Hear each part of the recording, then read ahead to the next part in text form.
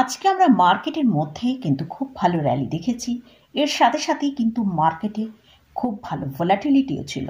Nifty আজকে সর্বোচ্চ high যেটা তৈরি করেছে 24,857।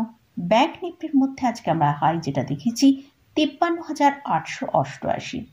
তো নিফটি ব্যাংক নিফটি নিয়ে আলোচনা করব, কোথায় সাপোর্ট আছে, আগামীকাল কিভাবে ট্রেড হতে পারে সেসব নিয়ে ডিসকাস করব। এছাড়া আইটি ইন্ডেক্স নিয়ে আলোচনা করব এবং কয়েকটা স্টক নিয়েও ডিসকাস করব। তাহলে ভিডিওটা শুরু করা যাক। আমি নিরুপমা, শেয়ার শেখো চ্যানেলের পক্ষ থেকে সকল বন্ধুদের স্বাগত জানাই। চ্যানেলে যদি ফার্স্ট টাইম ভিজিট করে থাকেন তাহলে অবশ্যই চ্যানেলটি সাবস্ক্রাইব করে নেবেন আর পাশে থাকা বেল আইকনটা প্রেস করে রাখবেন। আমি ভিডিও আপলোড করার সাথে সাথে আপনাদের কাছে ভিডিওটা পৌঁছে যাবে। আজকে আমরা মার্কেটের মধ্যে কিন্তু খুব ভালো র্যালি দেখেছি। তো এই যে নিফটির মধ্যে এতটা র্যালি এসেছে, নিফটি আজকে হাই যেটা তৈরি করেছে 24,857। তো মার্কেটের মধ্যে এতটা র্যালি কেন এলো? আমরা যদি এফআইসদের 4 ডিসেম্বরের ডেটা দেখি, সেখানে এফআইসরা 1797 করোড় তারা বাই করেছে। তো মানে এফআইসরা কিন্তু বাই স্টার্ট করেছে, যদিও ডিআইসরা 4 ডিসেম্বর 900 করোড়ের মতন সেল করেছে। এছাড়াও আজকে নিফটির এক্সপায়ারি ছিল, সেক্ষেত্রে আমরা নিফটির মধ্যে যে শর্ট কভারিং হয়েছে সেটাও কিন্তু একটা খুব স্ট্রং শর্ট কভারিং হয়েছে, যার জন্যই কিন্তু নিফটিতে আমরা প্রায় নিফটিকে তার লোয়ার লেভেল থেকে 550 পয়েন্টের মতন র্যালি দিতে দেখেছি। তো নিফটি এর সাথে সাথেই মার্কেট যে এতটা ভোলাটাইল ছিল এর কারণটা কি? আমরা মার্কেটের মধ্যে দেখেছি কখনো 300 পয়েন্ট আপসাইড দেখাচ্ছে, কখনো বা 200 পয়েন্ট ডাউনে আসছে, আবার সেখান থেকে 200 পয়েন্ট ওপরে দেখাচ্ছে। এই যে ভোলাটাইলটা হচ্ছে, এটা কেন হচ্ছে? আগামীকাল মার্কেটে আরবিআই রেটের ডিসিশন আসবে, তার জন্যই কিন্তু মার্কেটের মধ্যে এতটা ভোলাটাইলিটি আমরা দেখতে পাচ্ছি। যদি এই মার্কেটে এই আরবিআই যে ডিসিশনটা আসবে সেটা যদি মার্কেটে পছন্দের হয়, মার্কেটের ফেভারে হয়, তাহলে কিন্তু আমরা নিফটিকে 25,000 থেকে 25,200 পর্যন্ত আপসাইড দেখতে পেতে পারি। তো নিফটি ক্লোজ হয়েছে 24,700 ওপরে। নিফটির জন্য এখন যেটা স্ট্রং সাপোর্ট আছে সেটা হচ্ছে 24,500।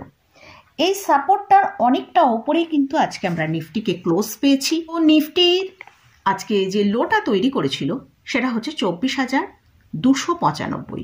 সেখান থেকে নিফটির মধ্যে আমরা প্রায় 550 পয়েন্টের র্যালি দেখেছি। তো নিফটি জন্য এখন যেটা স্ট্রং সাপোর্টের কাজ করছে সেটা হচ্ছে 24,500। যদি কোনো কারণে নিফটি মধ্যে সেলিং আসে আর যদি 24,500 কাছে সাপোর্ট নিতে পারে, তাহলে কিন্তু নিফটির মধ্যে একটা ভালো স্ট্রং আমরা বাই দেখতে পেতে পারি। তো সেই আপসাইডটা ওপরের দিকে 25,000 থেকে 25,200 পর্যন্ত যেতে পারে। আজকে যে নিফটি এতটা র্যালি হয়েছে এর পেছনে কিন্তু আইটি ইন্ডেক্সের একটা বড় কন্ট্রিবিউশন আছে। সেক্ষেত্রে আমরা দেখেছি 2%-এরও বেশি কিন্তু আইটি ইন্ডেক্স আজকে র্যালি করেছে। আইটি ইন্ডেক্স নিয়ে আমি পরে আলোচনা করছি, আগে ব্যাংক নিফটি নিয়ে আলোচনা করব। আজকে আমরা ব্যাংক নিফটিতে দেখেছি 53,603-এ ক্লোজ হয়েছে, 336 পয়েন্ট পজিটিভে ক্লোজ হয়েছে। আজ হাই যেটা দেখিয়েছিল সেটা হচ্ছে 53,888 এবং যেটা লো তৈরি করেছিল 52,850। তো ব্যাংক নিফটির জন্য যেটা স্ট্রং সাপোর্ট রয়েছে 52,700, তাকে মেনটেন করেই কিন্তু আজকে ব্যাংক নিফটি লোটা যে তৈরি করেছে সেখান থেকে আমরা ব্যাংক নিফটির মধ্যে একটা ভালো র্যালি দেখতে পেয়েছি। আগামীকাল আরবিআই রেট ডিসিশন মার্কেটের যদি ফেভারে হয় তাহলে কিন্তু ব্যাংক নিফটি একটা নতুন 52 উইক হাই তৈরি করতে পারে। আর যদি ব্যাংক নিফটি তার এই 53,500-কে ব্রেক করে নিচের দিকে ট্রেড করে, তাহলে তার যে সাপোর্টটা আছে 53,650 সেখানে পর্যন্ত আসতে পারে।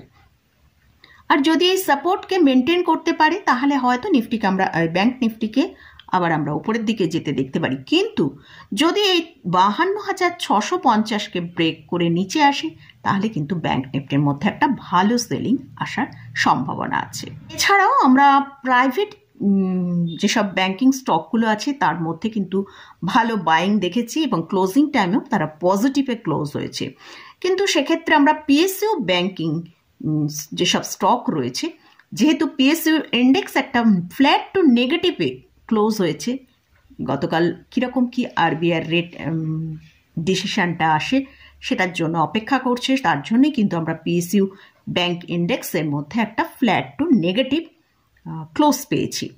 এসবিআই ছাড়া অন্যান্য যেসব পিএসইউ স্টকগুলো আছে ব্যাংকিং স্টক, সেগুলো হচ্ছে bank of Baroda, bank of India, PNB, Canara bank, প্রত্যেকটা ব্যাংকই আমরা দেখেছি ফ্ল্যাট টু নেগেটিভে তারা ক্লোজ দিয়েছে। তো এটা মোটামুটি নিফটি এবং ব্যাংক নিফটি নিয়ে ডিসকাস করলাম। তো আগামীকাল আরবিআইয়ের কীরকম রেট কাটের ডিসিশানটা আসে সেটার জন্যই কিন্তু বিশেষ করে ব্যাংক নিফটি ওয়েট করছে, এবং সাথে সাথে নিফটির মধ্যেও আমরা সেই যে ডিসিশানটা আসে তার মধ্যে কি ইম্প্যাক্টটা পড়ে সেই জন্য কিন্তু নিফটি এবং ব্যাংক নিফটি আমাদের অবশ্যই ওয়াচে থাকবে। আগেই বললাম নিফটির জন্য যে সাপোর্টটা আছে সেটা হচ্ছে 24,500। যদি কোনো কারণে নিচের দিকে আসে সেখানে কিন্তু যদি সাপোর্টটা মেনটেন করতে পারে তাহলে কিন্তু ভালো বাই আসতে পারে। আর ব্যাংক নিফটির জন্য যে সাপোর্ট 52,750, তো সেক্ষেত্রেও আমাদের এই দুটো সাপোর্টকে ওয়াচে রাখতে হবে। এবারে আসছি আইটি ইন্ডেক্স নিয়ে। নিফটি আইটি ইন্ডেক্সে আজকে কিন্তু একটা খুব ভালো র্যালি এসেছে। ক্লোজিং টাইমে ক্লোজ দিয়েছে 44,806। নিফটি আইটি ইন্ডেক্সে আজকে আমরা দেখেছি 52 উইক হাই নতুন তৈরি করেছে, যেটা হচ্ছে 45,027। তো আইটি ইন্ডেক্সে যে এই 52 উইক হাইটা তৈরি করেছে এটা কিন্তু একটা কন্টিনিউ হতে পারে, প্রায় 50,000 টার্গেটে পর্যন্ত পৌঁছাবার সম্ভাবনা আছে।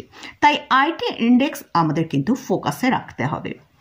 এরই সাথে সাথে প্রায় এই আইটি ইন্ডেক্সে 50,000-এ পৌঁছাতে হয়তো 3 থেকে 6 মাস টাইম লাগতে পারে। তো এই আইটি ইন্ডেক্সেরই বিভিন্ন স্টকের মধ্যেও আজকে আমরা খুব ভালো র্যালি দেখেছি। যেগুলো লার্জ ক্যাপ স্টক আছে সেই সব স্টকের মধ্যে যেমন TCS, Infosys, Wipro, HCL tech, প্রত্যেকটা স্টকের মধ্যেই কিন্তু আজকে প্রায় 2 থেকে 2.5%-এর কাছাকাছি র্যালি দেখেছি।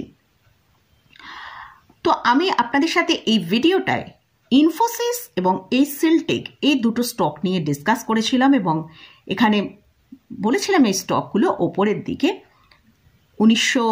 ইনফোসিসের জন্য টার্গেট যেটা ছিল 1940 টাকা পর্যন্ত, আর এইচসিএল টেকের জন্য 1900 থেকে 1920 টাকা। তো মোটামুটি আজকে কিন্তু এই স্টকগুলো সেই টার্গেটে পৌঁছে গেছে। কিন্তু এই স্টকগুলো যদি আপনাদের পোর্টফোলিও থাকে তাহলে অবশ্যই এখনো হোল্ড করা যেতে পারে। তো এই স্টকগুলো টিসিএসে যেমন ওপরের দিকে আমরা 4590 টাকা পর্যন্ত টার্গেটে পৌঁছতে পারি, সেরকম ইনফোসিস যদি 1980 টাকা ব্রেক করে ওপরের দিকে ট্রেড করতে পারে তাহলে কিন্তু 2100 টাকা পর্যন্ত টার্গেটে যেতে পারে। আর উইপ্রোতেও আমরা মোটামুটি 350 টাকা পর্যন্ত টার্গেট রাখি। মোটামুটি এই সব স্টকগুলো যদি হোল্ডিংয়ে থাকে তাহলে অবশ্যই আগামী কয়েক মাসের জন্য হোল্ড করা যেতে পারে, কারণ আইটি ইন্ডেক্স একটা নতুন 52 উইক হাই তৈরি করেছে, এবং আইটি ইন্ডেক্সে এখান থেকে কিন্তু আরও একটা ভালো র্যালি আসার সম্ভাবনা আছে। আর তারই পরিপ্রেক্ষিতে এইসব স্টকগুলোতেও আমরা আরও ভালো মুভ দেখতে পেতে পারি। মোটামুটি এই নিফটি, ব্যাংক নিফটি এবং আইটি ইন্ডেক্স নিয়ে আলোচনা করলাম। এর সাথে সাথেই কয়েকটা স্টক নিয়েও ডিসকাস করলাম। এই স্টক বা ইন্ডেক্সে কোথাও কোনো বাই রেকমেন্ডেশন নেই। যদি কোনো স্টক বা ইন্ডেক্সে আপনারা বাই করতে চান তার আগে ভালো করে চার্ট অ্যানালিসিস করে নিয়ে তারপরে বাই করবেন। তো মোটামুটি আজকের মতন ভিডিওটা এখানেই শেষ করছি। ভিডিওটা যদি ভালো লাগে অবশ্যই লাইক করবেন, শেয়ার করবেন, সাবস্ক্রাইব করবেন। ধন্যবাদ।